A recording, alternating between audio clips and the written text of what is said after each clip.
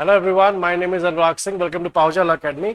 और इस वीडियो में हम लोग देखेंगे राजस्थान जुडिशरी के कुछ लास्ट मिनट टिप्स, क्योंकि अभी 23 जून को हमारा राजस्थान का एग्जाम होने वाला है, प्रीलिम्स। और याद रखना कि इसके बारे में first thing you need to remember, देखो याद रखना कि हम लोगों के साथ गड़बड़ी क्या होती है कि हम लोगों ने जो भी सब्जेक्ट अब तक पढ़े हैं वो हम लोग लास्ट मिनट पे हम लोग पैनिक करेंगे ही करेंगे, बिकॉज हम लोग एक साथ ही कई सारे फैक्ट्स अचानक से रिकॉल करना स्टार्ट करते हैं। ठीक है, अगर कॉन्ट्रैक्ट है, कॉन्स्टिट्यूशन है, आईपीसी है, सीआरपीसी है, एविडेंस है, सीपीसी है, और उसके साथ नेगोशिएबल इंस्ट्रूमेंट एक्ट है, जितने भी लोकल लॉज है वहां पर माइनर लॉज पढ़ा जाते हैं वो सारे।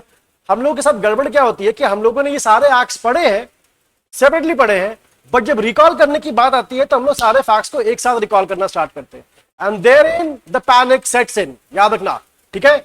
तो वहां पर लोग को ध्यान रखना है, पहली चीज पेशेंस, ट्रस्ट योर प्रिपरेशन। अगर तुमने अच्छे से प्रिपरेशन की है तो वहां पर ये मत समझना कि अगर मैं अभी क्यों कंफ्यूज हो रहा है या मुझे क्यों नहीं याद आ रहा। याद रखना कि जब भी जैसे ही आप पेपर खोलोगे आपको वो चीज याद आना स्टार्ट हो जाएगी। ठीक है, तो first thing, don't panic, trust your preparation. दूसरा, लास्ट के 15 दिन में, और अभी 15 दिन ही बचे हैं, लास्ट के 15 दिन में आप लोग कुछ भी नया मत पढ़ना। ठीक है, just revise whatever you have studied so far, because जो क्वेश्चन पेपर है वो ऑलरेडी सेट हो चुका है। ठीक है, तो अभी कोई भी नया केस लॉ आएगा या कुछ भी नई चीज आएगी वो क्वेश्चन पेपर में नहीं आने वाली, जो ऑलरेडी हो चुका है वो सारा पढ़ के जाना है। ठीक है, तीसरी चीज कि आपको हमेशा ही लास्ट के जो 15 दिन होते हैं, इनफैक्ट मैं कहूंगा एग्जाम के 2 दिन 3 दिन पहले सिर्फ और सिर्फ बैक ईयर के पेपर सारे पढ़ के जाना, रट्टा मार के जाना। ठीक है, सारे बैक ईयर पेपर करके जाओगे। उसका फायदा क्या होगा कि जो भी क्वेश्चन रिपीटेड है वो आपको पता चल जाएगा कि कहां से क्वेश्चंस रिपीट हो रहे हैं। राइट, पहली चीज। दूसरी चीज कि आपको पता चल जाएगा कि ओके आपकी प्रिपरेशन का लेवल कैसा है। और एक बात याद रखना, हम लोग अपने ऊपर प्रेशर ले लेते हैं कि ये पेपर जो है बहुत टफ आएगा।